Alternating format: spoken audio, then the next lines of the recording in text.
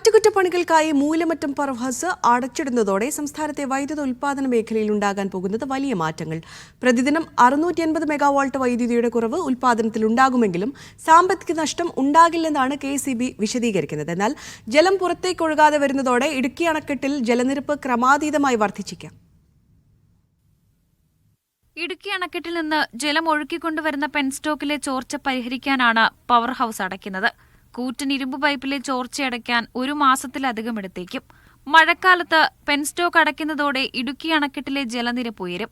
മുല്ലപ്പെരിയാറിൽ നിന്നും കൂടി ജലം ഒഴുകിയെത്തുന്നതോടെ നിലവിൽ 80% മുകളിലുള്ള ജലനിരപ്പ് പരമാവധിയിലേക്ക് എത്തിയേക്കും. ഇപ്പോൾ ഈ നവംബർ 20 ആകുമ്പോഴത്തേക്ക് ഏകദേശം റൂൾ കയർ എന്ന് പറയുന്നത് ഡാമിന്റെ ഒരു ഫുൾ ലെവലിലേക്ക് വരും. 2400 ഫീറ്റിലേക്ക് അടിയിലേക്ക് ഈ പറയുന്ന റൂൾ കയർ വരും. അപ്പം ആ ഒരു ഇത് വെച്ചിട്ടാണ് നമ്മൾ ഈ ഒരു സമയത്തേക്ക് 30 ദിവസത്തെ ഷട്ട് ഡൗണിലേക്ക് നമ്മൾ ഈ വർക്ക് പ്രപ്പോസ് ചെയ്തിരിക്കുന്നത്. വൈദ്യുതി ഉൽപാദനത്തിൽ കുറവുണ്ടാകുമെങ്കിലും ഇത് സംസ്ഥാനത്തിന് സാമ്പത്തിക നഷ്ടമുണ്ടാകില്ല.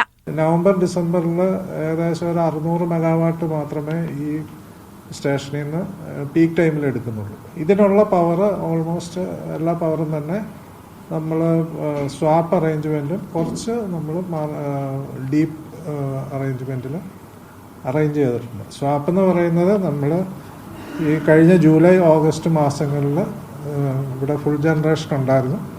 ആ സമയത്തെ പവർ നമ്മൾ മറ്റ് സംസ്ഥാനങ്ങളിലേക്ക് കൊടുത്തിട്ട് നവംബർ ഡിസംബർ മാസങ്ങളിൽ തിരിച്ചു തരും. അപ്പം അതുകൊണ്ട് തന്നെ നമുക്ക് മോണിറ്ററി ആയിട്ട് ഉള്ള ഒരു ലയബിലിറ്റി ഒന്നും അവിടെ വരുന്നില്ല. വൈദ്യുതി ഉൽപാദനത്തിന് ശേഷം ജലം ഒഴുകിയെത്താത്തതിനാൽ മലങ്കര അണക്കെട്ടിലെയും തൊടുപുഴ മൂവാറ്റുപുഴ ആറുകളിലെയും ജലനിരപ്പ് താഴും. ഇത് മേഖലയിലെ ജലസേചനത്തെയും ബാധിച്ചേക്കും. മീഡിയ 1 ഇടുക്കി.